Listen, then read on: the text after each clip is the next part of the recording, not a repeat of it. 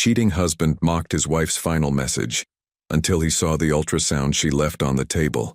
The gray Dallas morning hung heavy with humidity as Logan Mitchell pushed through the front door of his suburban home, his designer shirt wrinkled and reeking of cheap perfume that wasn't his wife's.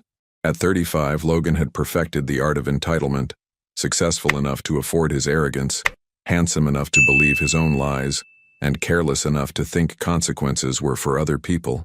He dropped his keys on the marble entryway table with the casual indifference of a man who'd spent the night wrapped around Rebecca Lane, 28 years old, and as cold as she was beautiful. Rebecca had a way of making infidelity feel like rebellion, convincing Logan that his marriage was just an outdated contract, keeping him from living his best life. The house felt different, quieter. Logan loosened his tie, expecting to find Emily Mitchell, his wife of 7 years, bustling around the kitchen, preparing his coffee with the same gentle devotion she'd shown since their wedding day. Emily, 32, had built their home into a sanctuary of warmth and love, even as Logan had spent the last 2 years methodically destroying it from the inside. Instead, he found silence, and an envelope on the dining room table. His name was written across the front in Emily's careful handwriting, the same script that had once penned love notes in his lunch bag when they were newlyweds. Oh, for crying out loud, Logan muttered, rolling his eyes. More drama. He tore open the envelope with the same carelessness he'd shown their marriage vows, expecting another tearful plea or desperate ultimatum. Emily had caught him in lies before. Unexplained late nights, mysterious phone calls, credit card charges from restaurants he'd never taken her to. Each time she'd confronted him with hurt in her eyes and hope in her voice, believing his elaborate explanations and empty promises. But this letter was different. Logan, I'm tired of being the only one fighting for us. I'm tired of pretending I don't see the lipstick on your collar or smell her perfume on your skin. I'm tired of loving someone who treats my heart like it's disposable. I used to think marriage meant forever. I used to think you'd remember the man who promised to cherish me. But watching you lie to my face while I pretend to believe you has become more exhausting than healing from the truth. I won't be here when you get home. Don't look for me. Don't call. Don't send flowers or write apologies you don't mean. I'm choosing me this time. Emily. Logan read it twice, then laughed. Actually laughed. The sound echoed through the empty house like a cruel joke. He shook his head, crumpling the letter slightly in his fist. She's being dramatic, he said aloud to the silence. She'll be back by dinner. They always come back. His phone buzzed. A text from Rebecca. Hotel room tonight? Can't wait to celebrate your freedom. Logan was typing his response when something caught his eye. Another envelope smaller than the first, sitting precisely where Emily had left it. This one was sealed with clear tape, and written across the front in blue ink were 5 words that would haunt him forever. So you understand what's lost. His fingers trembled as he opened it. Inside was a black and white photograph, grainy and mysterious, with measurements and medical terminology printed along the edges. At first, Logan couldn't process what he was looking at. Then the reality hit him like a freight train. An ultrasound. 8 weeks and 3 days. On the back, in Emily's handwriting, I was going to tell you on our anniversary next month, but you were busy building a life that didn't include me. The phone slipped from Logan's fingers, clattering against the hardwood floor. The crumpled letter fell beside it. His legs gave out, and he found himself sitting at the dining room table where they'd shared thousands of meals, staring at the image of the child he'd never know. 8 weeks ago, he'd been in Miami with Rebecca, posting pictures on social media while Emily was home alone, probably discovering their miracle and planning how to share the news with the husband who was too busy betraying her to notice. The house suddenly felt massive and suffocating at the same time. Every corner held memories of Emily's laughter, her gentle presence, her unwavering love. The coffee mug she'd painted for his birthday sat in the kitchen. Her favorite blanket was still folded on their couch. Her garden bloomed outside the window, tended with the same care she'd given their marriage until the very end. And he'd thrown it all away for Rebecca's empty promises and his own selfish desires. Logan clutched the ultrasound to his chest and, for the first time in years, felt the full weight of what he'd truly lost. But Emily was already 3 hours away, sitting in her mother's living room in Austin, finally breathing freely for the first time in months. Logan sat at the dining table for 3 hours, clutching the ultrasound photo until his fingertips went numb. The afternoon sun shifted across the hardwood floors, casting long shadows that seemed to mock his stillness. Every tick of Emily's grandmother's antique clock, the one she'd lovingly restored for their 3rd anniversary, hammered against his skull like an accusation. His phone buzzed incessantly. Rebecca's texts grew increasingly impatient. "Where are you? Thought we were celebrating. Logan? Hello? Don't tell me you're having second thoughts about that pathetic wife of yours." The word pathetic made his stomach turn.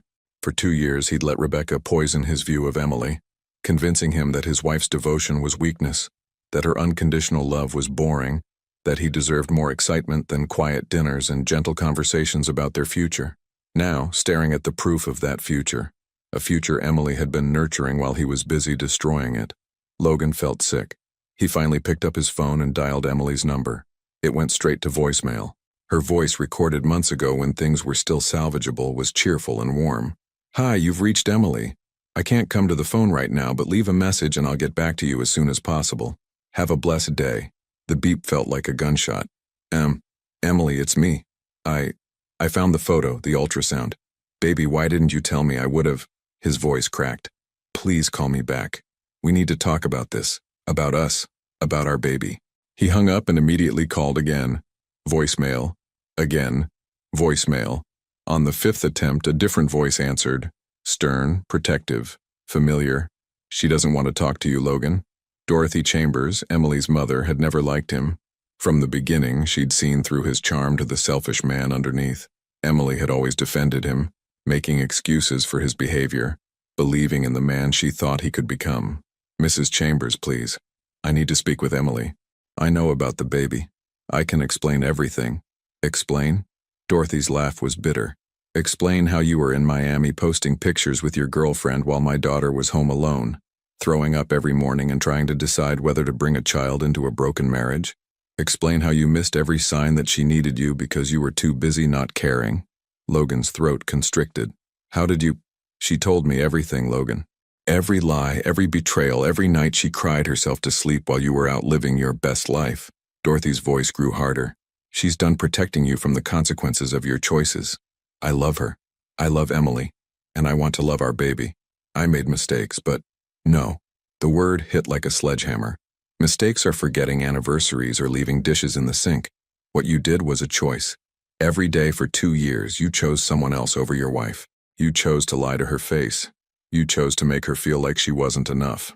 Logan closed his eyes. "Where is she? I need to see her. She's somewhere safe, healing from the damage you caused. And she's staying there." The line went dead.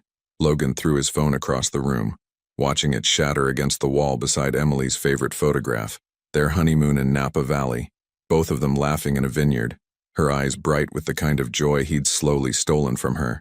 By evening, his desperation had transformed into frantic action. He drove to every place Emily might go, her sister's house in Frisco, her best friend Sarah's apartment, even the small church where she volunteered on weekends. Everyone gave him the same cold reception, the same protective silence. At the church, Pastor Williams, a man who'd counseled them through rough patches before, met Logan at the door with unexpected firmness. "Emily asked me to give you this if you came looking for her," he said, handing over a manila envelope. Inside were copies of everything: bank statements showing Logan's expensive dinners and hotel charges, phone records revealing hundreds of calls to Rebecca's number, even photographs. Logan's arm around Rebecca at restaurants, walking hand in hand through downtown Dallas, kissing in the parking lot of the Hyatt where they'd spent so many afternoons. Emily had known everything. For months, she'd been collecting evidence while hoping he'd come to his senses. She'd been giving him chances to confess, to change, to choose their marriage over his affair. Instead, he'd grown bolder, more careless, more convinced of his own invincibility. At the bottom of the stack was a handwritten note. "Logan, I hired a private investigator 3 months ago, not because I wanted to catch you, but because I needed to know if I was going crazy. If the man I married was really capable of looking me in the eye every morning and lying. You were. I don't hate you for falling out of love with me. I hate you for pretending you hadn't. I hate you for letting me hope while you planned my replacement. I hate you for making me feel like I wasn't worth the truth. Our baby deserves better than a father who treats love like it's disposable. Don't contact me again. Emily P.S. Rebecca knows about the pregnancy now. Ask her how excited she is about becoming a stepmother." Logan's blood ran cold. He grabbed his broken phone, trying to call Rebecca, but the screen was too damaged to function. He drove to her apartment in uptown Dallas, taking the stairs two at a time to the 5th floor. When she opened the door, her usual seductive smile was replaced by barely concealed panic. "Finally," she said, but her voice was strained. "We need to talk." "You know," Logan said, pushing past her into the apartment. "You know about the baby." Rebecca poured herself a large glass of wine, something she'd never needed before when they were together. "Your wife's mother called me. Told me all about your little situation." "Situation?" Logan stared at her. "That's our baby you're talking about." Rebecca's laugh was sharp, ugly. "Our baby? Logan, honey, I never signed up for playing house with someone else's pregnant ex-wife. I'm 28 years old. I'm not ready to be anyone's stepmom, especially not to the child of a woman who hates me." The words hit Logan like physical blows. For 2 years, Rebecca had talked about their future, about how perfect they were together, about how Emily was just holding him back from his true happiness. Now, faced with the reality of that future, complicated by responsibility and consequences, she was already running. "But we love each other," Logan said weakly. Rebecca set down her wine glass and moved to the window, looking out at the Dallas skyline. "We had fun together, Logan. Great sex, exciting adventures, no strings attached. But love, real love, means staying when things get messy. Real love means sacrificing for someone else's happiness." She turned back to him, and for the first time, he saw her clearly, not as the exciting escape from his boring marriage, but as someone just as selfish and shallow as he'd become. "You had that kind of love," Rebecca continued. "Emily loved you that way, and you threw it away for this." She gestured between them. "For something that was never meant to last." Logan sank onto her leather couch, the ultrasound photo still clutched in his hand. "So that's it? You're leaving too?" Rebecca was already moving toward her bedroom. "I'm going to visit my sister in Denver for a while. Let this whole thing blow over. Maybe you should focus on figuring out how to be a father to a child whose mother never wants to see you again."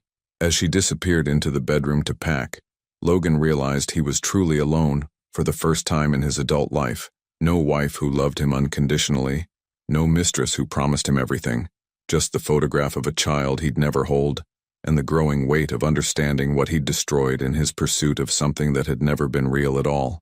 Meanwhile, 3 hours south in Austin, Emily sat in her childhood bedroom, one hand resting on her barely visible belly, finally allowing herself to imagine a future filled with love instead of lies. 2 weeks after Emily's disappearance, Logan's carefully constructed world began to crumble in ways he hadn't anticipated. The first crack came on a Tuesday morning at his insurance firm in downtown Dallas, when his secretary Brenda, a 60-year-old woman who'd known Emily since their engagement, placed his coffee on his desk with unusual coldness. "Mr. Mitchell," she said, her voice stripped of its usual warmth. "Your wife called yesterday. She asked me to remove her from all company event lists." Logan looked up from his computer. "What did you tell her?" Brenda's lips pressed into a thin line. "I told her I was sorry for what she's going through and that she's welcome back any time." She paused. "I also told her that some people don't deserve the good things they have until it's too late to matter." The judgment in her voice was unmistakable. Logan realized with growing horror that Emily had reached out to their shared social circle, not to cause drama or seek revenge, but simply to extract herself cleanly from the life they'd built together. His phone rang. David Turner, his business partner and supposed best friend. "Logan, we need to talk." David's voice was strained. "Can you come to my office?" 20 minutes later, Logan sat across from David in the corner office, watching his oldest friend struggle to find words. "Janet told me about Emily," David finally said. Janet was David's wife, who'd been in Emily's book club for 3 years. "She said that you've been," he ran his hands through his hair. "Jesus, Logan. Emily? Really? Sweet, loyal Emily?" "It's complicated, Dave." "No, it's not." David's voice hardened. "Janet showed me the photos. Rebecca Lane from the Riverside agency, right?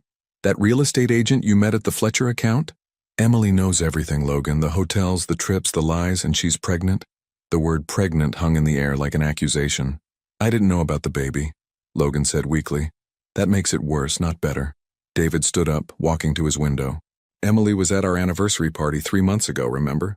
She barely touched her wine, kept running to the bathroom. Janet noticed. Said she looked green around the gills but was glowing at the same time.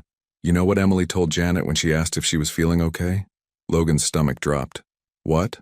She said she was hoping to have good news to share soon, but she wanted to wait until she was sure. She wanted to surprise you properly. David turned around.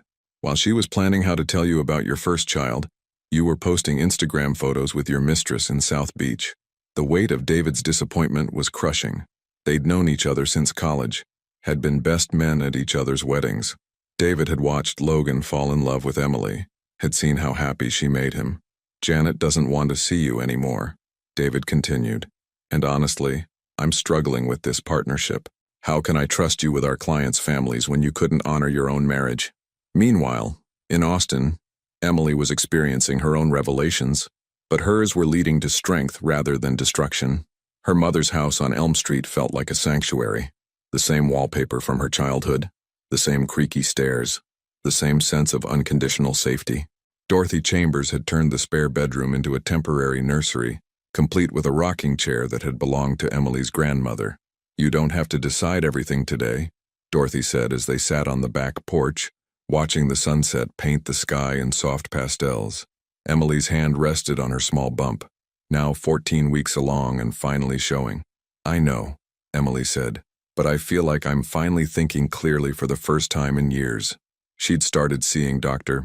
Linda Foster, a counselor who specialized in helping women rebuild after betrayal. The sessions were difficult but illuminating. You spent so much energy trying to save a marriage that only one person was fighting for, Dr. Foster had told her during their second session. Now you get to discover who Emily is when she's not constantly worried about whether she's enough. Emily was discovering she was stronger than she'd imagined, though some days were harder than others. She'd already found a job at Austin Community College, working in their student services department.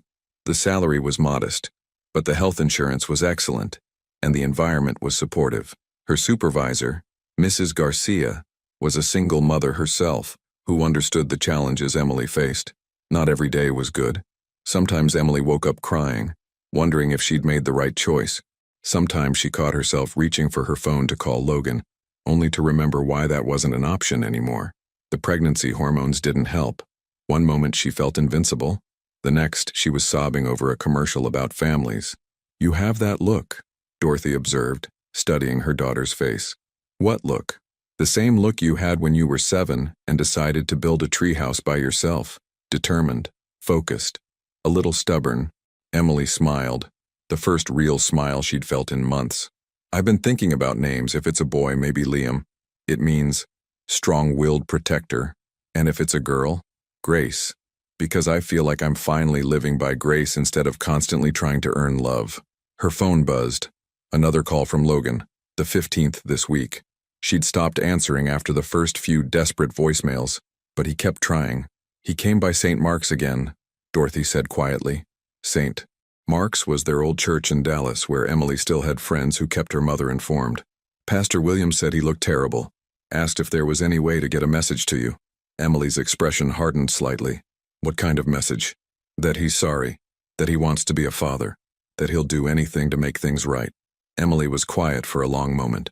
Her hand moved to her phone, thumb hovering over Logan's number. For a terrifying second, she imagined answering his next call, hearing him cry, maybe even meeting him somewhere neutral to talk. The fantasy lasted exactly 3 heartbeats before reality crashed back. She remembered the lipstick stains, the late nights, the way he'd looked her in the eye and lied effortlessly while she'd been carrying his child. Mom, do you remember when I was 16 and Tommy Brennan broke up with me right before prom? I cried for weeks, convinced I'd never find love again. You were heartbroken, but you went to prom anyway with your friends and had a wonderful time. Exactly. I learned I could survive disappointment. I learned I didn't need someone else to validate my worth. Emily touched her belly gently, her resolve strengthening. This is bigger than prom, obviously, but the principle is the same. I don't need Logan to rescue me from the consequences of his own choices. That evening, Emily made a decision that would have been impossible 3 months earlier. She blocked Logan's number, not out of anger, though anger was certainly there, not out of spite, though he deserved it. She blocked him because she was finally choosing peace over chaos, clarity over false hope. She was choosing herself and her baby over the man who had proven, repeatedly, that he couldn't be trusted with either of their hearts. Back in Dallas, Logan was discovering that his professional life was crumbling alongside his personal one. Word had spread through their social and business circles. The Riverside agency had quietly ended their contract with his firm, Rebecca's connections there making continued partnership awkward. The Fletcher account, worth nearly $200,000 annually, had moved to a competitor. Even his gym buddy Derek Williams had stopped returning texts. The Thursday night poker game he'd attended for 5 years had mysteriously moved to a different night without informing him. Logan was learning that in a community where relationships mattered, destroying a marriage to someone as beloved as Emily came with a social cost he'd never considered. As he sat alone in his empty house surrounded by reminders of the woman who'd loved him completely, Logan began to understand that he hadn't just lost a wife. He'd lost his integrity, his reputation, his closest friendships, and his future as a father. But Emily was just getting started. 3 months had passed since Emily left Dallas, and autumn was painting Austin in shades of gold and crimson. At 18 weeks pregnant, she could no longer hide her growing bump, but she'd stopped trying to. The woman who once apologized for taking up space was now embracing the room she needed. Her morning routine had become sacred. Coffee replaced with herbal tea, a walk around Lady Bird Lake, then work at Austin Community College where she'd quickly become indispensable. Students sought her out not just for academic guidance but for her genuine warmth and practical wisdom. "Ms. Chambers," said Maria Santos, a 19-year-old single mother struggling to balance classes with raising her toddler son. "I don't know if I can keep doing this. Taking care of Diego, working nights, trying to study. Maybe I should just drop out." Emily looked up from her desk, seeing something of herself in Maria's exhausted determination. "What would you tell your son if he wanted to quit something difficult but important?" Maria's shoulders straightened slightly. "That nothing worthwhile is easy." "Exactly. And you know what? When your son grows up and asks how his mom became a nurse, you'll be able to tell him you never gave up on your dreams even when it was hard." Emily pulled out a folder. "There's a child care scholarship program I think you qualify for. Let's fill out the application together." These moments, helping other women find their strength, filled Emily with purpose she'd never experienced. She was discovering that her capacity for love and support hadn't been diminished by Logan's betrayal. It had simply been redirected toward people who valued it. Her phone buzzed. A text from her sister Claire in Houston. "Logan called me again. 15th time this month. What do you want me to tell him?" Emily typed back, "Nothing. Block his number too." Claire's response was immediate. "Already done. Proud of you, sis." That evening, Emily attended her first prenatal class at Austin Birth Center. She debated going alone, knowing most participants would be couples, but Dr. Rivera, her obstetrician, had encouraged her.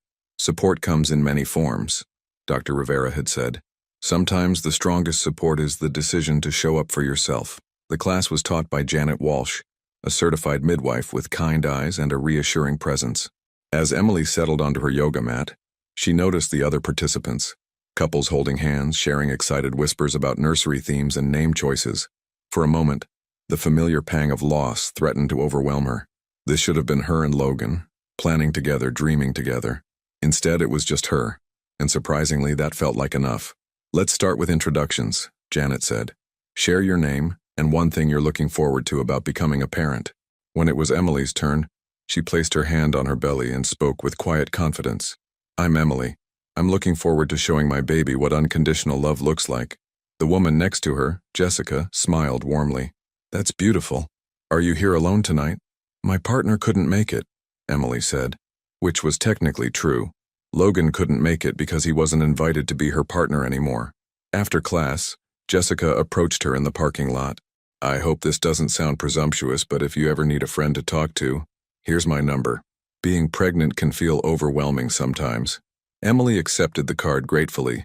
She was learning that kindness often came from unexpected places, and that community could be chosen rather than inherited. Meanwhile, in Dallas, Logan was discovering the opposite truth. His world was contracting with each passing day. Rebecca had made good on her threat to leave for Denver, but not before ensuring that her departure caused maximum damage to Logan's reputation. She'd told their mutual acquaintances that Logan had trapped her with promises of leaving his wife, only to panic when faced with real responsibility. The story wasn't entirely accurate, but it was close enough to the truth to be devastating. Logan's business partner David had officially dissolved their partnership the week before. "It's not personal," David had said, though his tone suggested otherwise. "Janet's made it clear that supporting you means losing her friendship with Emily. And honestly, Logan, I can't look at you the same way anymore. The firm that had once thrived on Logan's charm and connections was slowly hemorrhaging clients. Word traveled through Dallas's professional community, but not uniformly.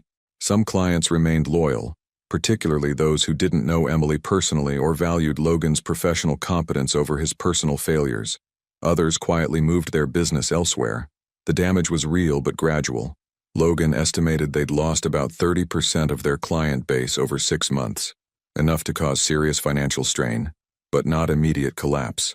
His parents, Richard and Susan Mitchell, had driven down from Oklahoma to confront him about the mess he'd made of his life. The conversation had not gone well. "Emily was the best thing that ever happened to you," his mother had said, tears in her eyes. "She loved you the way every woman hopes to be loved. And you threw it away for what? Some young woman who ran at the first sign of difficulty?" "You don't understand," Logan had started. "I understand perfectly," his father had interrupted. "You're just like my brother Paul. Remember him? Cheated on Aunt Helen, lost his family, his business, everything. Spent the last 20 years of his life alone and bitter, wondering why no one wanted to be around a man who couldn't keep his word." The comparison stung because it was accurate. Logan was becoming the family cautionary tale, the example of how not to live. His attempts to rebuild his professional reputation were failing spectacularly. New clients were hard to find, and existing ones seemed to be looking for reasons to leave. The networking events he'd once dominated now felt hostile. Conversations stopped when he approached, and business cards were reluctantly exchanged with obvious discomfort. Most painful of all were the chance encounters with people who'd known Emily. Just last week, he'd run into their former neighbor, Mrs. Park, at the grocery store. The elderly woman had looked at him with such disappointment that he'd abandoned his cart and left without buying anything. "That poor girl," Mrs. Park had said loudly enough for other shoppers to hear. 7 years of marriage, and he threw her away like she meant nothing, while she was carrying his baby, no less. The whispers had followed him out of the store. Logan's drinking had increased steadily, not enough to interfere with work, what work he had left, but enough to numb the constant ache of regret that had taken up residence in his chest. He'd sit in Emily's chair at their dining table, surrounded by reminders of their shared life, wondering how he'd convinced himself that Rebecca's shallow excitement was worth more than Emily's deep, abiding love. The ultrasound photo had become his torment. He'd had it framed and placed on his bedside table, a daily reminder of the future he'd destroyed. 22 weeks now. His child was growing inside a woman who had every reason to ensure he never met his son or daughter. His lawyer, Brad Hutchinson, had been brutally honest about his chances for custody or even visitation. "She has documented evidence of a 2-year affair," Brad had explained. "She has character witnesses, lots of them. She has financial stability and family support. You have, what exactly? A pattern of dishonesty and abandonment?" "I can change," Logan had insisted. "Maybe you can, but the court won't care about who you might become. They care about who you've proven yourself to be." Logan was learning that consequences didn't negotiate, that reputation couldn't be rebuilt with good intentions, and that some mistakes cast shadows that lasted far longer than the momentary pleasure that caused them. As he sat alone in his empty house, he realized that Emily hadn't just left him. She'd escaped, and with each passing day, as her new life took shape 3 hours away, the distance between them became less about geography and more about the fundamental difference between someone who honored love and someone who had never learned how. Emily's 20-week ultrasound appointment fell on a crisp November morning in Austin. As she lay on the examination table watching her baby move on the grainy monitor, Dr. Rivera smiled warmly. "Would you like to know the gender?" she asked. Emily's heart raced. This moment should have been shared with a partner, but instead of sadness, she felt a surge of anticipation. "Yes, please. Congratulations, Emily. You're having a son." "A son?" Emily's eyes filled with tears as she watched the tiny figure on the screen, his little fist near his face as if he was already preparing to face the world with determination. "Hello, baby boy," she whispered. Dr. Rivera printed several photos and handed them to Emily. "He looks very healthy. Strong heartbeat, good size. You're doing an excellent job taking care of yourself and him." As Emily drove home through Austin's tree-lined streets, she felt a profound sense of completeness. She was going to raise a son, teach him about respect, integrity, and how to love with his whole heart. She would show him what it meant to honor commitments and value the people who loved him. That evening, she called her sister Claire to share the news. "A boy!" Claire squealed from her Houston apartment. Oh, I'm so excited. Have you thought about names? Liam? Emily said without hesitation. Liam James Chambers, after Grandpa James. Chambers? You're not keeping Mitchell? Emily looked around her mother's house at the photos of 3 generations of strong women, at the rocking chair where her grandmother had once nursed her own children, at the life she was building on her own terms. No, she said firmly. I'm going back to who I was before I lost myself trying to be who someone else needed me to be. Liam will be at Chambers. Meanwhile, in Dallas, Logan was experiencing his own moment of reckoning. He'd been sitting in his car outside Emily's old workplace for 2 hours, hoping to catch someone who might know where she was. When her former colleague Jennifer finally emerged, she spotted him immediately. Logan? Jennifer approached his car with a mixture of pity and disgust. What are you doing here? I need to find Emily. She's not answering my calls, and I need to know about the baby. Jennifer crossed her arms. The baby that you didn't know existed because you were too busy cheating on your wife to notice she was pregnant? That baby? The words hit like physical blows. I made mistakes. Mistakes? Jennifer's voice rose. Logan, Emily knew about your affair for months. She came to work every day pretending everything was fine while you were flaunting your girlfriend around town. Do you have any idea what that did to her? She lost 15 pounds because she couldn't eat without throwing up from stress. She cried in the bathroom during lunch breaks. She made excuses to her friends about why you couldn't attend gatherings together. Logan's stomach dropped. He'd convinced himself that Emily had been clueless until the end, that his affair had been discreet. She protected your reputation even while you were destroying hers. Jennifer continued. When people asked where you were, she made up work trips and family obligations. She covered for you until the very end, and you repaid her loyalty by making her feel like she wasn't enough. I want to make it right, Logan said desperately. There is no making this right. Emily is finally happy, Logan. For the first time in 2 years, she's laughing again. She's building a life that doesn't include walking on eggshells, wondering if today's the day you'll finally leave her for someone younger and more exciting. Jennifer turned to go, then paused. You want to do right by that baby? Leave Emily alone. She's already a better parent than you've ever proven you can be. That night, Logan found himself at Murphy's Pub, the bar where he'd first met Rebecca 2.5 years ago. The irony wasn't lost on him, sitting in the place where his life had started unraveling, drinking away the consequences of choices that had seemed so reasonable at the time. The bartender, Tommy, had known Logan for years. They'd shared countless conversations about sports, business, life. Tonight, Tommy's demeanor was noticeably cooler. Heard about you and Emily, Tommy said as he poured Logan's whiskey. Damn shame. She was good people. She still is good people, Logan mumbled into his drink. Is she? 'Cause word is you drove her out of town. Pregnant woman. Left everything she knew because her husband couldn't keep his promises. Tommy shook his head. My wife would have cut off my manhood if I'd pulled something like that. Logan looked around the bar and realized he was being watched. Conversations quieted when he passed. Old acquaintances nodded politely but didn't approach. He'd become a pariah in his own community, the man who'd betrayed the sweetest woman anyone knew. His phone buzzed. A text from Rebecca. Saw the gossip blogs. Your wife's pregnancy is public now. Hope you're ready for everyone to know what kind of man you really are. Logan's blood ran cold. Gossip blogs? He quickly searched online and found the story on Dallas Society Watch, a website that covered local social events and drama. Insurance executive Logan Mitchell's secret shame. Wife flees during pregnancy after discovering 2-year affair. The article was brutal in its detail. Timeline of his relationship with Rebecca. Quotes from anonymous sources about Emily's grace under pressure. Speculation about custody battles and financial settlements. Someone had provided photos. Logan and Rebecca at various Dallas hotspots. Emily at charity events looking increasingly strained over the past year. The comments section was worse. Emily Mitchell was always so kind at our kids' school events. This is heartbreaking. I knew Logan in college, always thought he was selfish, but this is next level. That poor woman. Pregnant and betrayed. Hope she takes him for everything. Rebecca Lane is just as guilty. What kind of woman knowingly destroys a marriage? Logan's professional reputation, already damaged, was now completely destroyed. No client would trust their family's financial future to a man who'd so publicly betrayed his own family. He called his mother, desperate for any kind of support. I saw the article, Susan Mitchell said before he could speak. Your father and I are ashamed, Logan. We raised you to be better than this. Mom, I know I messed up, but messed up? Son, you destroyed the life of a pregnant woman who loved you. You humiliated her publicly while she was carrying your child. This isn't a mistake. This is a pattern of selfishness that we apparently failed to correct when we raised you." The line went quiet for a moment before his mother continued, her voice heavy with disappointment. "Don't call us again until you've figured out how to live with the man you've chosen to become. Your father and I need time to figure out if we even recognize the son we thought we knew."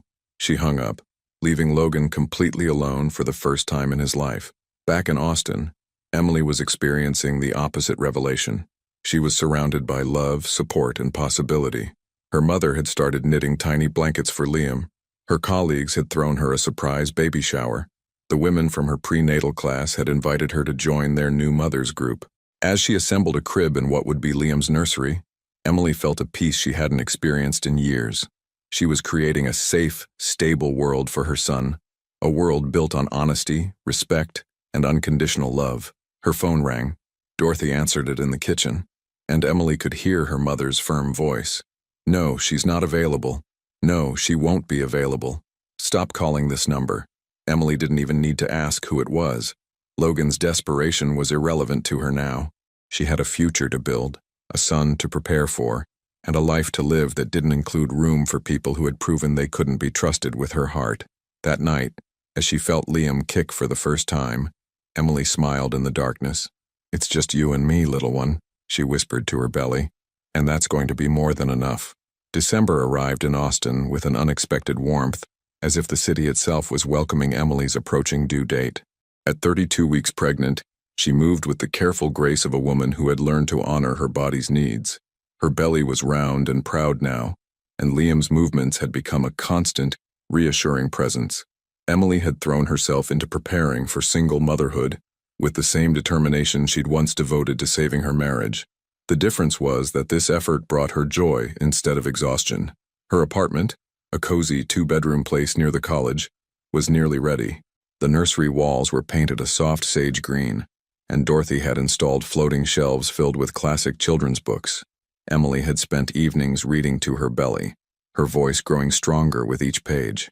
"Good night, moon," she read aloud, one hand resting on her bump. "Good night, stars, good night, air, good night, noises everywhere." Liam responded with a gentle kick against her ribs, and Emily laughed softly. "You like that one, don't you, baby boy?" Her phone buzzed with a text from Jessica, her friend from prenatal class. "Coffee tomorrow before your appointment? I want to hear about the nursery progress." Emily smiled as she typed back, "Absolutely. Fair warning, though, I might cry if you bring more baby gifts. These hormones are no joke." The response came immediately. "Tears of joy are required at baby showers. It's basically a rule." This was Emily's new normal: genuine friendships, supportive community, and the growing excitement about meeting her son. She'd built a life where she could be vulnerable without fear of betrayal, where her emotions were met with understanding rather than impatience. Meanwhile, in Dallas, Logan was experiencing his complete professional collapse. His insurance firm had officially closed its doors the week before. Without David's partnership, and with their client base decimated, Logan couldn't maintain the overhead. The final straw had been losing the Anderson Group account, a contract worth $500,000 annually that had been with the firm for 8 years. Robert Anderson himself had called to deliver the news. "It's nothing personal, Logan," he'd said, though his tone suggested otherwise. "But my wife Carol plays tennis with Emily's book club friends. The story's gotten around, and frankly, we can't be associated with someone who conducts business the way you've conducted your personal life." Logan had tried to argue that his marriage had nothing to do with his professional competence, but Robert had cut him off. "Character matters in this business. If you can lie to your pregnant wife for 2 years, how can I trust you with my company's financial future?" The office space that had once hummed with activity was now empty, except for Logan's personal items and boxes. 20 years of building a reputation, gone in 6 months. His financial situation was becoming desperate. The mortgage on their Dallas house was enormous. They'd bought it when his income was substantial, and Emily had been contributing her teacher's salary. Now, with no steady income and mounting legal fees, foreclosure was becoming a real possibility. His lawyer Brad had been blunt about Emily's divorce petition. "She's asking for minimal alimony," Brad had explained. "Essentially just child support and her share of marital assets. She's not trying to destroy you financially, Logan. She just wants to be free of you." The words stung because they revealed Emily's true nature. Even after everything he'd put her through, she wasn't seeking revenge. She simply wanted him out of her life completely. "What about visitation?" Logan had asked desperately. Brad had shuffled papers uncomfortably. "Logan, you abandoned your pregnant wife after a 2-year affair. She has documented evidence of emotional abuse through neglect. Unless you can prove dramatic personal change, no court is going to force a newborn away from his mother to visit a father with your track record. So that's it? I never see my son? That's up to Emily. And given your history, why would she trust you with her child?" Logan's desperation had driven him to increasingly pathetic attempts to reach Emily. He'd driven to Austin 3 times, only to be turned away by Dorothy, who had threatened to call the police if he didn't stop harassing her daughter. His most recent attempt had been sending a lengthy letter to Emily's workplace, begging for a chance to prove he'd changed. The response had come from Emily's supervisor, Mrs. Garcia. "Mr. Mitchell, Ms. Chambers has asked me to inform you that any further contact attempts will be forwarded directly to her attorney. She is focused on preparing for the birth of her son and does not wish to be disturbed during this important time. Your continued efforts to contact her despite her clearly expressed wishes demonstrate the same disregard for her boundaries that characterized your marriage. Please respect her decision and leave her in peace. Sincerely, Carmen Garcia, Student Services Director." The formal tone of the letter made Logan's situation crystal clear. Emily had moved on so completely that she needed other people to communicate her rejection of him. His drinking had progressed from nightly glasses of whiskey to afternoon beers to morning shots just to face the day. The house that had once been filled with Emily's laughter and warmth felt like a mausoleum of his failures. Rebecca had returned from Denver, but not to resume their relationship. She'd come back to collect her remaining belongings and deliver several devastating blows. "I've been thinking while I was away," she'd said as she packed the jewelry he'd given her, "about what I deserve for the damage you've caused to my reputation." Logan felt a chill. "What do you mean?" "I mean compensation. I gave up 2 years of my life for this relationship. I turned down other opportunities because I believed your promises about leaving your wife. Now I'm branded as the homewrecker who destroyed a pregnant woman's marriage. Rebecca, we're both dealing with consequences." "No, Logan. You're dealing with consequences. I'm dealing with collateral damage." Her voice turned cold. "I want $50,000. "What? I don't have that kind of money anymore." "Then sell something. The watch I bought you, your car, whatever it takes. Because if you don't, I'll make sure everyone knows exactly how this affair started, including your promises that Emily was cold and frigid, and how you said she trapped you with marriage." Logan stared at her, finally seeing the calculated manipulation he'd been blind to. "You're blackmailing me." Rebecca's laugh was bitter. "I'm protecting myself. You destroyed everything. My reputation, my business relationships, my chances with anyone decent. The least you can do is help me start over somewhere else." After 2 hours of increasingly ugly negotiation, Logan agreed to liquidate his remaining investments to pay her off. It was either that, or face Rebecca's threats to contact Emily directly with invented details about their affair. "I loved what you represented," Rebecca said as she prepared to leave with her check. "Success? Excitement? Someone else's husband who thought he was too good for his ordinary life. I never loved you, Logan. I loved the idea of winning. And now I'm cutting my losses. The difference between us is that I'll survive this. You gave up everything real for something that was never supposed to last." After she left, Logan found himself in Emily's former craft room, surrounded by half-finished projects she'd abandoned when she fled. A baby blanket she'd been knitting was still stretched on its frame, soft yellow yarn that would have been perfect for either a boy or a girl, worked with the careful stitches of a woman who believed she was creating something for the family she loved. Logan picked up the blanket and held it to his chest, finally allowing himself to fully understand what he'd destroyed. Emily hadn't just been his wife, she'd been his home, his anchor, his chance at becoming a better man than he'd ever been alone. He'd traded that for Rebecca's empty promises and his own selfish desires. Now Emily was building a new home 3 hours away, preparing to welcome their son into a world where he would never know his father's voice or feel his arms around him. Logan sank to the floor of the empty room, clutching the unfinished blanket, and finally allowed himself to grieve, not just for what he'd lost, but for the man he'd proven he actually was beneath all his charm and success. In Austin, Emily was putting the finishing touches on Liam's room, surrounded by friends who celebrated her strength and anticipated her joy. She'd found her tribe, her purpose, and her peace. The contrast couldn't have been more complete. One life ending in isolation and regret, another beginning with love and hope. And soon, very soon, Liam would arrive to seal the distance between them forever. February in Austin brought unseasonably warm weather and the kind of golden sunlight that made everything feel possible. Emily, now 37 weeks pregnant, moved through her days with the careful excitement of someone preparing for the most important meeting of her life. Her baby shower had been held the previous weekend at her mother's house, a gathering of 20 women who had become Emily's chosen family over the past 8 months. Jessica from prenatal class, Mrs. Garcia from work, colleagues from the college, neighbors from her apartment complex, and Dorothy's friends who had known Emily since childhood. "You know what strikes me most?" Dorothy had said as they cleaned up afterward, folding tiny onesies and organizing diapers. "You're glowing in a way I never saw during your marriage. Even when things were good with Logan, you were always slightly anxious, like you were waiting for the other shoe to drop." Emily had paused in her organizing, considering her mother's words. "I think I was. I spent so much energy trying to be the perfect wife that I forgot how to just be myself. And now," Emily had smiled, rubbing her belly where Liam was practicing what felt like soccer moves. "Now I know exactly who I am. I'm going to be his mother. Everything else is just details." The nursery was complete now, a peaceful sanctuary done in soft greens and whites with a bookshelf already filled with classics Emily planned to read to her son. The rocking chair sat by the window where morning light would filter in during feeding times. Everything was ready except for the most important element, Liam himself. Dr. Rivera had been pleased with Emily's progress at her latest appointment. "You're handling this pregnancy beautifully," she'd said. "Your blood pressure is perfect. Liam's growth is right on track, and you seem remarkably calm for a first-time mother preparing to go solo." "I don't feel like I'm going solo," Emily had replied honestly. "I have more support now than I had when I was married." It was true. Her support system had grown organically. Women who understood that strength came in many forms, that love didn't require perfection, and that sometimes the bravest thing you could do was start over. Her phone buzzed with a text from Claire. "Hospital bag packed?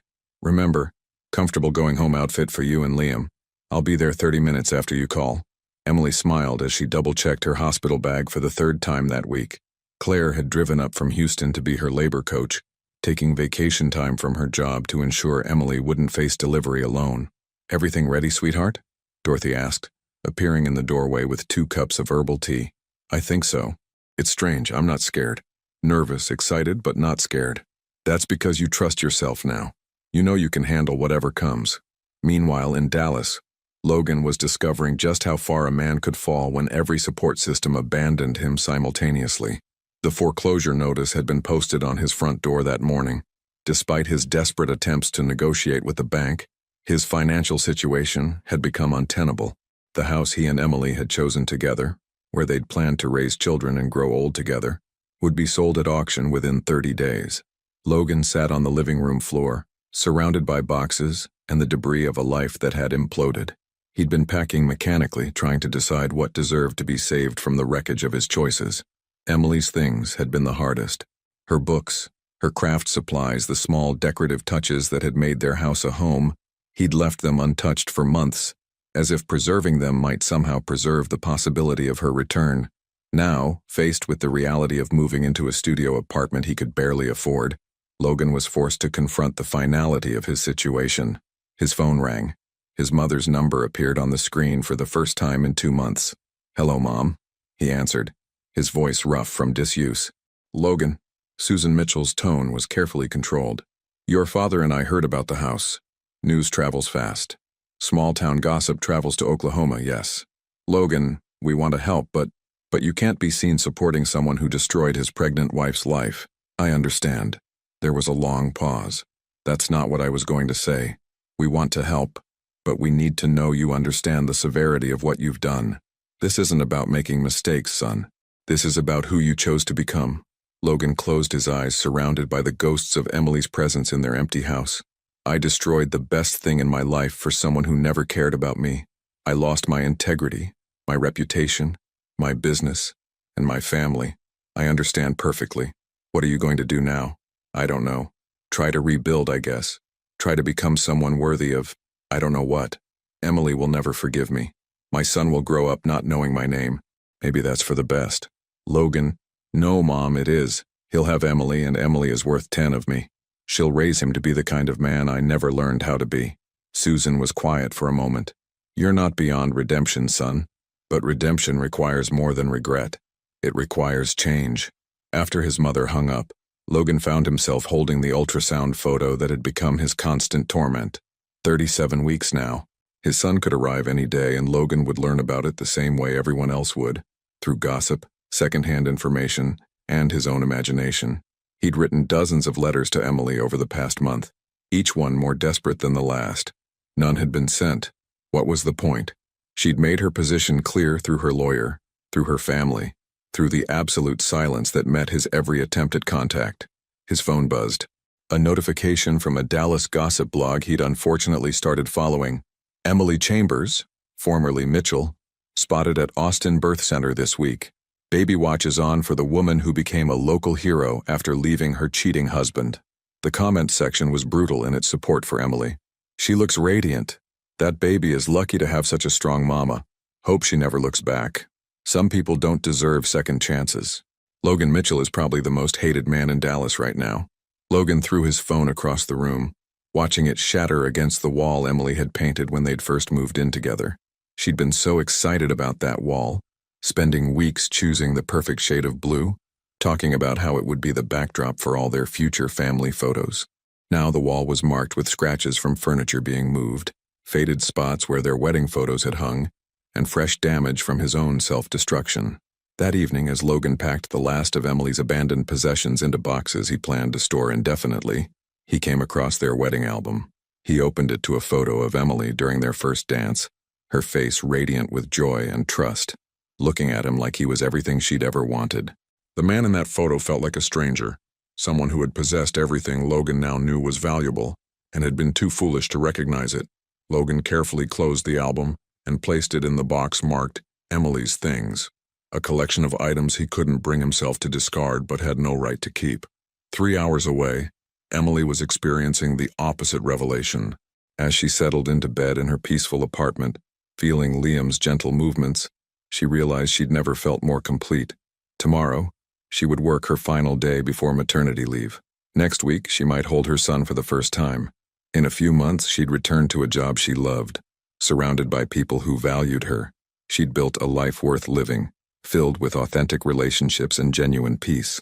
The storm that had destroyed her marriage had ultimately cleared the way for something much better, a future based on truth instead of illusion, support instead of sacrifice, and love that didn't require her to diminish herself to receive it. As sleep approached, Emily's last conscious thought was a prayer of gratitude for the strength to leave behind what wasn't working, and the courage to build something that was. Emily's contractions started at 3:47 a.m. on a Tuesday morning in mid-February, gentle waves that pulled her from sleep with a sense of anticipation rather than alarm. She'd been dreaming of holding her son, and waking up to labor felt like the universe's way of saying it was time to make that dream reality. "It's happening," she whispered to the quiet apartment, placing both hands on her belly. "Hi, baby boy. Ready to meet your mama?" Liam responded with a strong kick, as if he was indeed ready to begin the journey into the world. Emily had prepared for this moment with the same methodical care she'd brought to rebuilding her entire life. Her hospital bag sat by the door, Dr. Rivera's number was programmed into speed dial, and Claire was staying at a hotel 10 minutes away, waiting for the call. She timed 3 more contractions, still manageable, still spaced far enough apart that she had time to shower, eat a light breakfast, and call her birth team. "It's time," she told Claire when her sister answered on the first ring. "Oh my God, how are you feeling? Are you in pain? Should I come now?" Emily smiled at Claire's excited panic. "I'm feeling amazing, actually. A little nervous, mostly excited. The contractions are still pretty mild, but they're regular. Can you pick up Mom and meet me at the birth center in about an hour? We'll be there in 30 minutes. Claire, breathe. We have time. This isn't a medical emergency. It's the best day of my life happening exactly the way it's supposed to." By the time Emily arrived at Austin Birth Center, her contractions were stronger but still manageable. The birthing suite she'd toured months earlier was ready. Soft lighting, a large tub for water therapy, and windows overlooking a garden that was just beginning to bloom with early spring flowers. Janet Walsh, the midwife who'd taught her prenatal classes, greeted Emily with the kind of calm confidence that immediately put her at ease. How are we feeling, Mama? Janet asked as she helped Emily settle into the room. Ready? Emily said without hesitation. I've been ready for months. Doctor. Rivera arrived an hour later to check Emily's progress. You're doing beautifully, she said after examining her. About 6 centimeters dilated, and Liam's heartbeat is strong and steady. He's as eager to meet you as you are to meet him. Dorothy held one of Emily's hands while Claire captured every moment with her camera, per Emily's instructions. I want him to see how much love surrounded his arrival, Emily had explained. Even if it's not the family I originally planned, it's the family we chose. The birth progressed with textbook precision.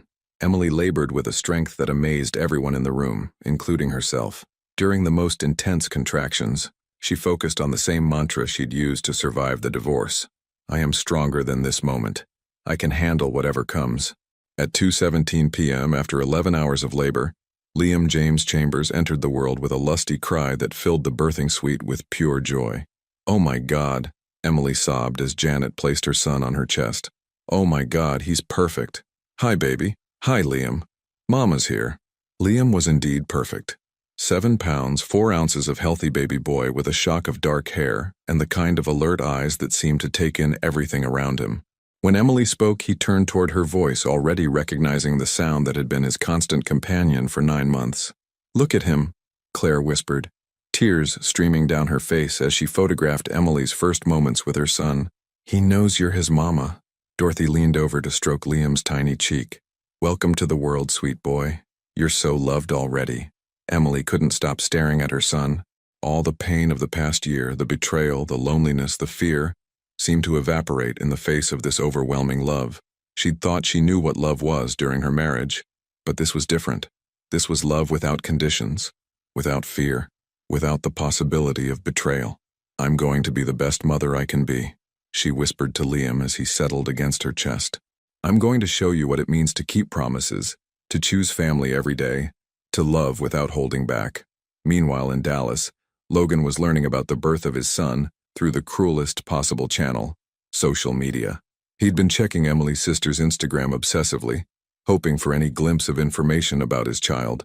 Claire had kept her account private, but mutual friends sometimes shared updates that Logan could see in his feed. The post appeared at 4:23 p.m. Jessica from Emily's prenatal class had shared a photo of a hospital bracelet and a caption that made Logan's world stop spinning. Baby Liam arrived safely this afternoon. Mama Emily was absolutely incredible, and this little guy is already stealing hearts. So much love surrounding this perfect boy. Baby Liam. New mama. Blessed. Logan stared at the screen until his vision blurred. Liam. His son had a name, a face, hidden in the hospital bracelet photo, and a life that had begun without him. He was a father, and he would never be a dad. The distinction hit him like a physical blow. Anyone could father a child. Logan was living proof of that.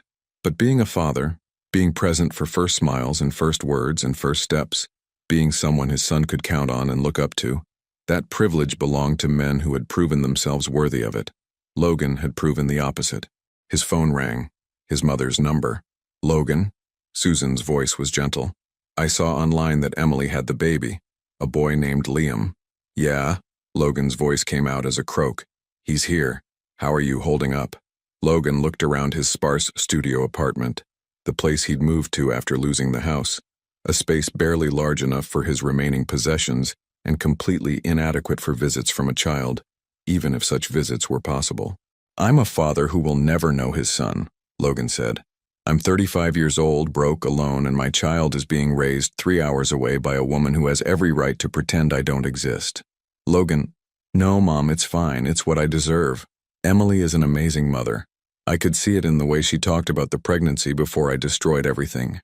Liam will grow up knowing what unconditional love looks like, what stability feels like, what it means to be someone's first priority. He'll learn all of that from Emily. And what about you? What are you going to do?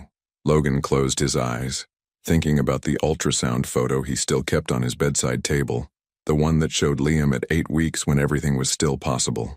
I'm going to try to become the kind of man who might someday deserve forgiveness. Not from Emily, that ship sailed, but from myself. Maybe someday, when Liam is old enough to decide for himself, I can show him that I learned from my mistakes. That's going to take a long time, son. I have nothing but time. Emily has everything that matters. She has him. After his mother hung up, Logan sat in his empty apartment, surrounded by the silence of a life he'd destroyed, imagining Emily holding their son for the first time. He pictured her face, the same radiant joy she'd shown on their wedding day, but this time directed toward someone who would never betray her trust. 3 hours away, Emily was experiencing that exact joy.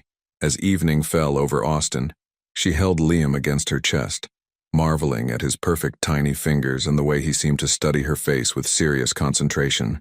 "You're going to have such a beautiful life," she told him softly, "full of people who love you exactly as you are. You'll never have to wonder if you're enough, because you'll always be everything to me." Dorothy and Claire had gone home to let Emily rest, but sleep was impossible. She was too busy memorizing every detail of her son's face, too overwhelmed by the magnitude of love filling her chest. A nurse knocked softly and entered with paperwork. "Birth certificate information," she explained gently. "Father's name?" Emily looked down at Liam, who was sleeping peacefully in her arms. She thought about Logan, probably learning about the birth through gossip and social media, sitting alone with his regrets. "Leave it blank," Emily said firmly. "This baby has all the family he needs." The nurse nodded understandingly and made the notation. Emily Chambers, no longer Emily Mitchell, had given birth to Liam James Chambers, whose father was officially unknown and whose family consisted of people who had chosen to love him unconditionally. It was, Emily thought as she watched her son sleep, exactly the beginning he deserved. 6 months after Liam's birth, Emily had discovered that motherhood suited her in ways she'd never anticipated. The woman who had once apologized for taking up space was now confidently advocating for her son's needs, her own well-being, and the life she was building with fierce intentionality. Liam was thriving, a chubby, happy baby with his mother's gentle nature and an infectious smile that charmed everyone he met. At 6 months old, he was sitting up on his own, babbling constantly, and showing the kind of secure attachment that child development experts wrote about in textbooks. "He's never fussy at drop-off," marveled Sandra, the director of Little Sprouts Daycare. "Most babies this age have some separation anxiety, but Liam just lights up when he sees us. That's the sign of a child who feels completely secure in his primary attachment." Emily beamed as she watched Liam interact with the other babies, his confidence evident even at such a young age. "He knows he's loved," she said simply. "That makes all the difference." Returning to work at Austin Community College had been easier than Emily expected. Her colleagues had rallied around her, creating a support system that made single motherhood feel manageable rather than overwhelming. Mrs. Garcia had even arranged for Emily to have a flexible schedule that allowed her to pump milk in privacy and leave early for pediatric appointments. "You're glowing again," Jessica observed as they sat in a coffee shop near campus, watching Liam charm the other patrons from his high chair. "Remember when we first met in prenatal class? You were beautiful then, but you looked guarded, like you were protecting yourself from something." Emily considered this as she helped Liam hold his sippy cup. "I think I was protecting myself from disappointment. I'd spent so long being disappointed that I'd forgotten what it felt like to just exist peacefully. And now? Now I wake up excited to see what Liam discovers each day. Yesterday he figured out how to clap his hands. You would have thought he'd solved world hunger the way I celebrated." Emily's life had developed a rhythm that felt sustainable rather than exhausting. Mornings with Liam before daycare, meaningful work helping students achieve their goals, evenings filled with baby giggles and bedtime stories, and weekends exploring Austin's parks and farmers markets with her son. She'd found peace in her independence, something that surprised her after years of defining herself through marriage. "You look so content," Claire observed during their weekly FaceTime call, Liam babbling happily in the background. "Like you finally figured out who you are." "I think I have," Emily said, adjusting Liam on her lap. "I'm not someone's wife anymore trying to be perfect for approval. I'm just me, Liam's mom, and that feels like enough. More than enough. Look at how happy he is." Emily looked down at her son, who was currently trying to grab the phone to put it in his mouth. "He's never known anything but stability and love. He doesn't have to wonder if he's enough, because he always is." "And you? Any regrets about not looking for someone new?" Emily was quiet for a moment, bouncing Liam gently. "None at all. I know what real love looks like because I feel it for Liam every day. I'm not interested in settling for anything less than that level of commitment and respect. And honestly, I'm too busy building our life to worry about adding complications." Meanwhile, in Dallas, Logan was struggling through his own version of rebuilding, though his progress was far more painful and uncertain. After losing his partnership with David and about 40% of his client base, Logan had been forced to downsize dramatically. He'd managed to avoid complete business collapse by taking on smaller accounts and working twice as hard for half the income. The transition from owning a successful firm to scrambling for clients was humbling and exhausting. Eventually, when keeping his reduced practice became unsustainable, he'd found work as a junior associate at a small insurance firm, a significant step down from owning his own company, but steady income that allowed him to maintain his small apartment and begin paying down the debts accumulated during his business decline. His new boss, Tom Bradley, was a no-nonsense man in his 60s who'd hired Logan despite his reputation. "I believe in second chances," Tom had said during the interview, "but I don't believe in third chances. You screw up here, and you're done in this industry forever." Logan had thrown himself into the work with the desperate energy of a man trying to prove his worth to himself as much as to others. He arrived early, stayed late, and took on the accounts that other associates avoided: difficult clients, complicated cases, anything that might demonstrate his commitment to rebuilding his professional integrity. His personal life remained largely empty. The few friends who still spoke to him did so with obvious discomfort, and his attempts to date had been disasters. Word of his betrayal of Emily had spread through Dallas's social circles like wildfire, making him radioactive to any woman with sense. The loneliness was crushing, but Logan was beginning to understand that it was also necessary. He'd spent his adult life surrounded by people who'd enabled his selfishness or been too polite to challenge his behavior. Now, stripped of those buffers, he was forced to confront who he actually was when no one was watching. He'd started therapy, something he'd resisted during his marriage, claiming he didn't need help. Dr. Amanda Walsh was a straight-talking woman who specialized in helping people rebuild after moral failures. "You're focused on external validation," she'd observed during a recent session. "You want to prove to the world that you've changed, so they'll forgive you and let you back into the club. But that's not how real change works." Then how does it work? You have to become someone different when no one's watching, when there's no audience to impress, no immediate reward for good behavior. Can you be honest when lying would be easier? Can you keep commitments when breaking them would be more convenient? Can you prioritize someone else's needs when your own desires pull in a different direction? Logan had left that session understanding that his real work was just beginning.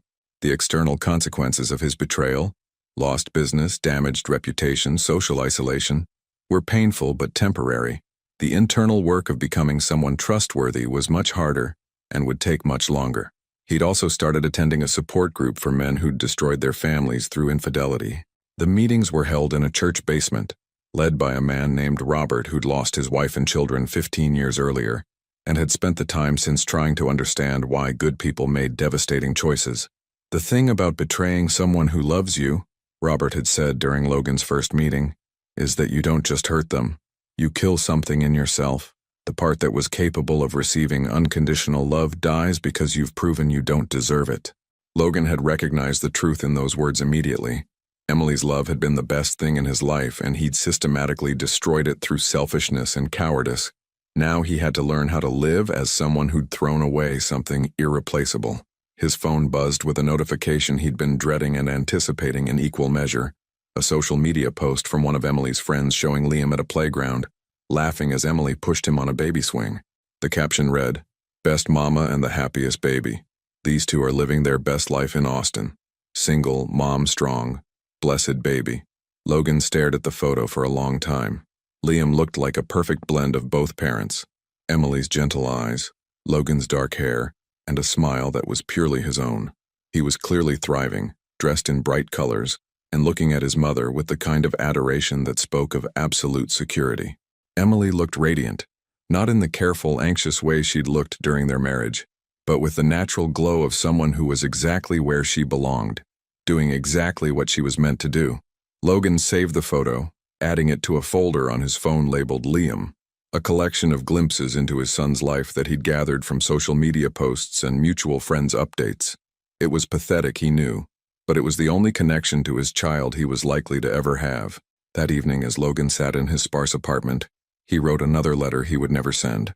"Dear Liam, today I saw a picture of you laughing with your mom at a playground. You're 6 months old now, sitting up. exploring the world with the kind of confidence that comes from knowing you're completely loved. I want you to know that you have a father who thinks about you every day, who wishes he could be the kind of man your mother could trust with your heart. I want you to know that my absence from your life isn't because I don't love you.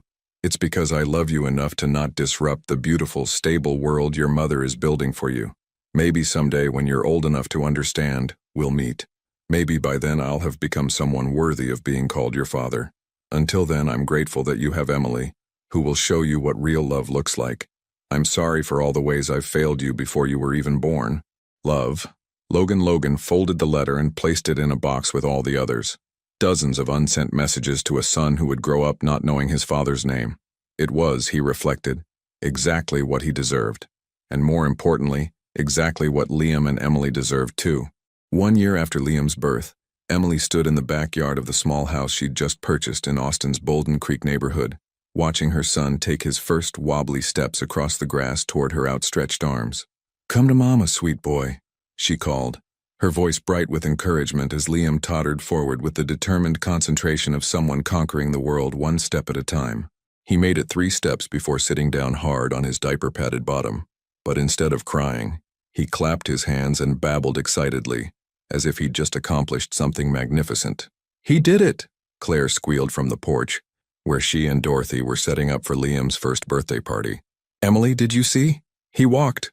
Emily scooped up her son, spinning him around as he giggled with pure joy. "You did it, baby boy. You're walking." The backyard was already filling with guests, friends from work, mothers from Liam's daycare, neighbors who'd welcomed Emily into the community with open arms. The life Emily had built in Austin was rich with genuine connections, people who knew her story and respected her strength. "You look amazing," Jessica observed, appearing at Emily's side with a cup of coffee. "Confident, peaceful, completely in your element." Emily bounced Liam on her hip, looking around at the gathering she'd organized entirely on her own. "I feel like I finally know who I am.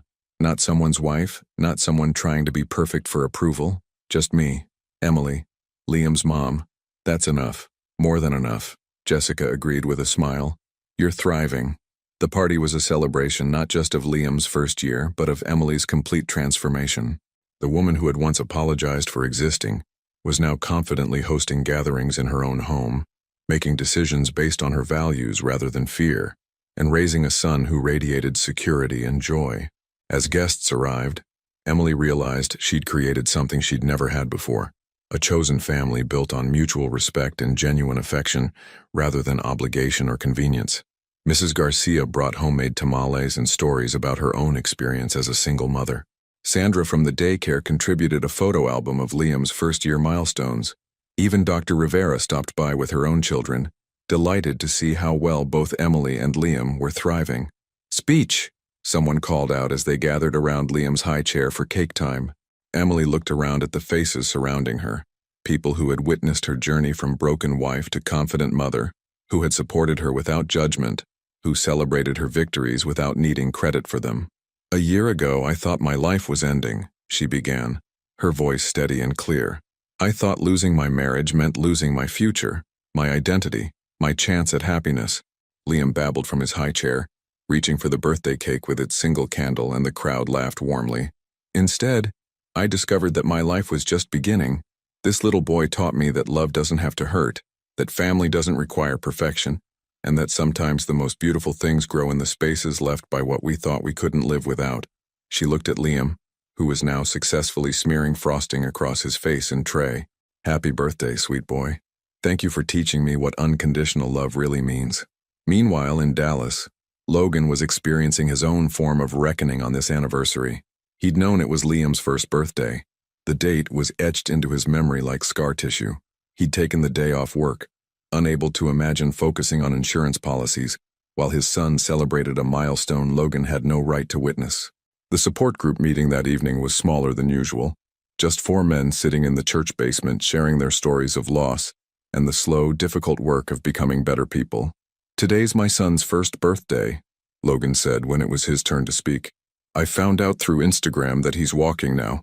His first steps happened in the backyard of the house his mother bought, a house I'll never see, in a life I'll never be part of."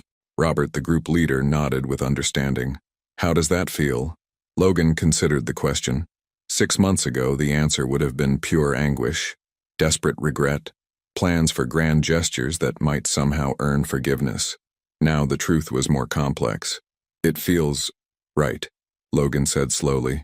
That sounds terrible, but it's honest.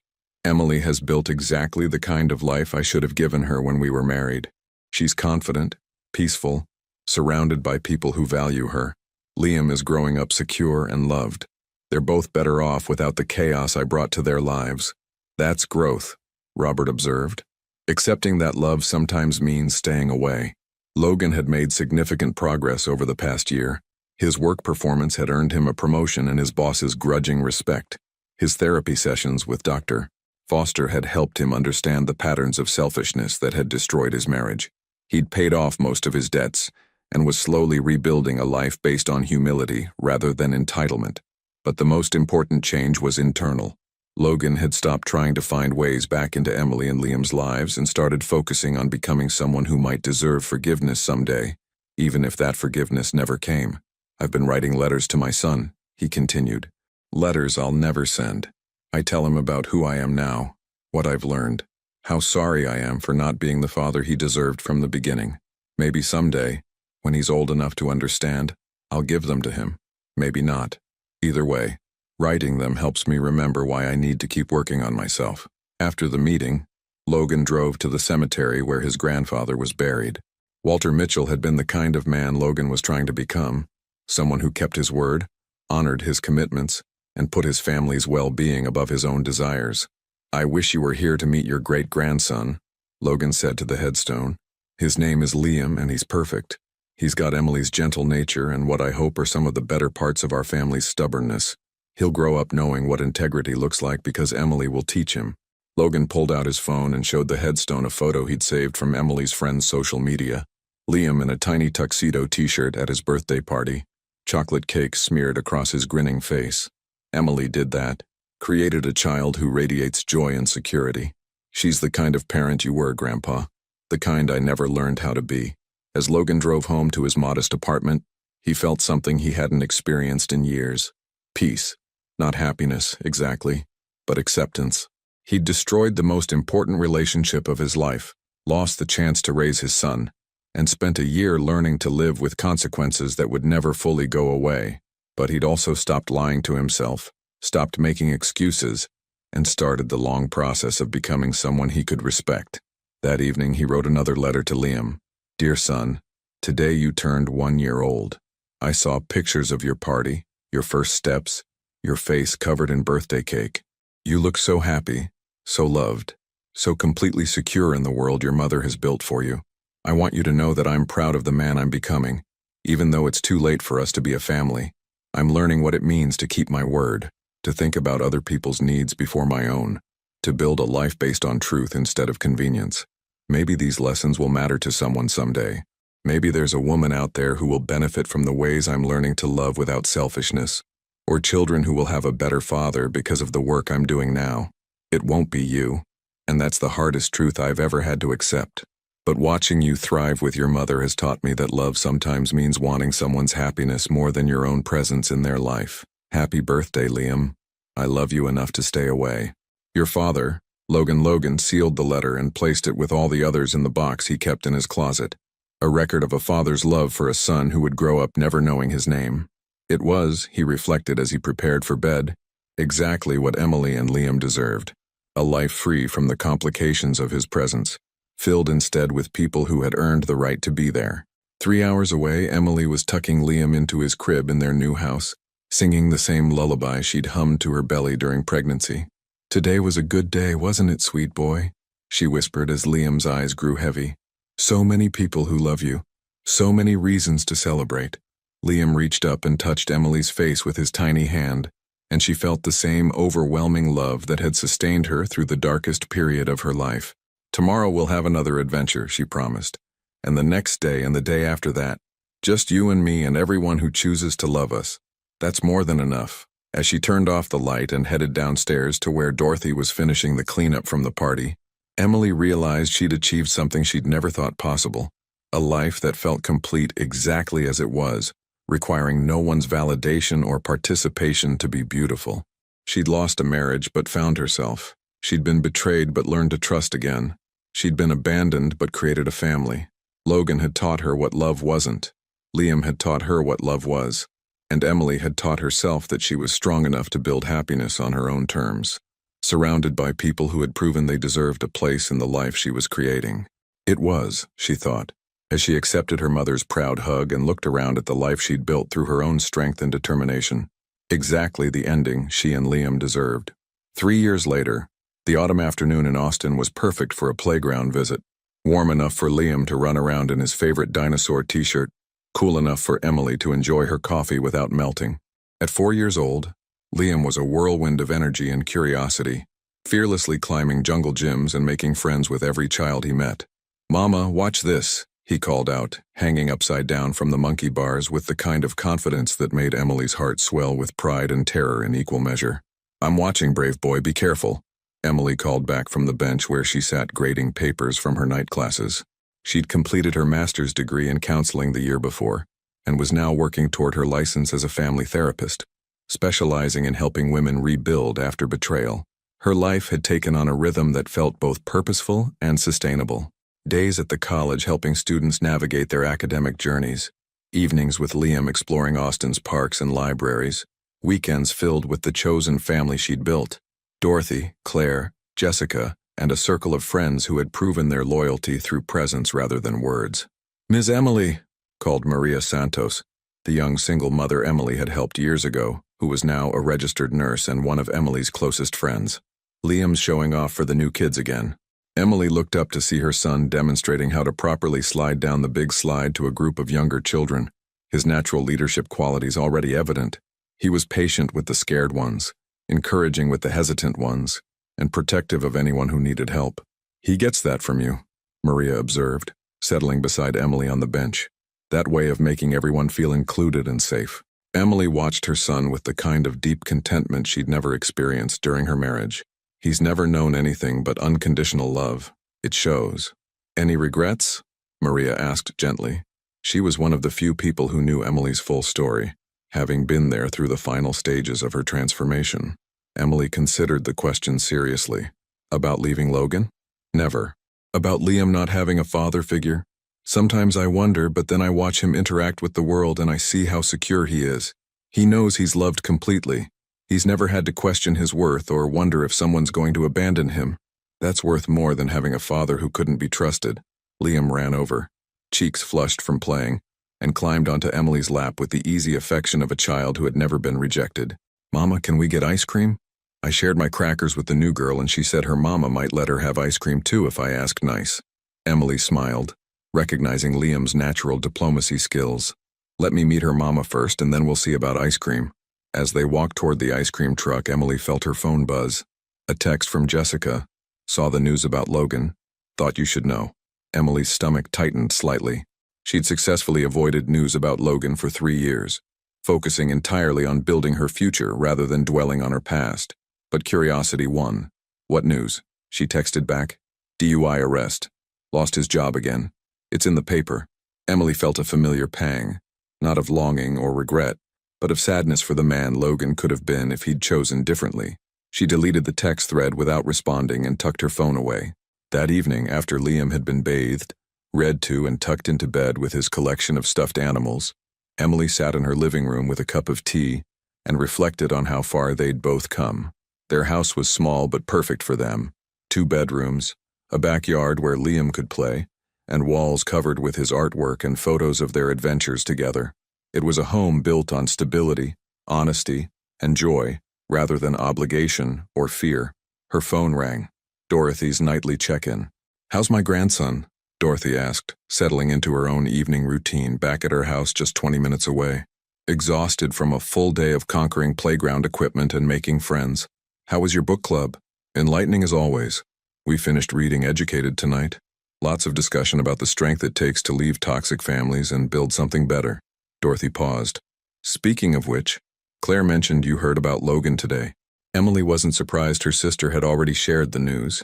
Their family had no secrets anymore. "I did. It's sad, but it doesn't change anything for us." "Good. You've built something beautiful, Emily. Liam is thriving. You're helping other women find their strength, and you've never been happier. Logan's choices are his to live with. After hanging up, Emily checked on Liam one more time, finding him sprawled across his bed with his arms around his favorite teddy bear, a gift from Claire that had become his most treasured possession. "Sweet dreams, my brave boy," she whispered, brushing his dark hair away from his forehead. "Mama loves you more than all the stars." Meanwhile, 200 miles away in Dallas, Logan was experiencing the consequences of his latest poor decision. The DUI arrest had cost him his third job in 3 years.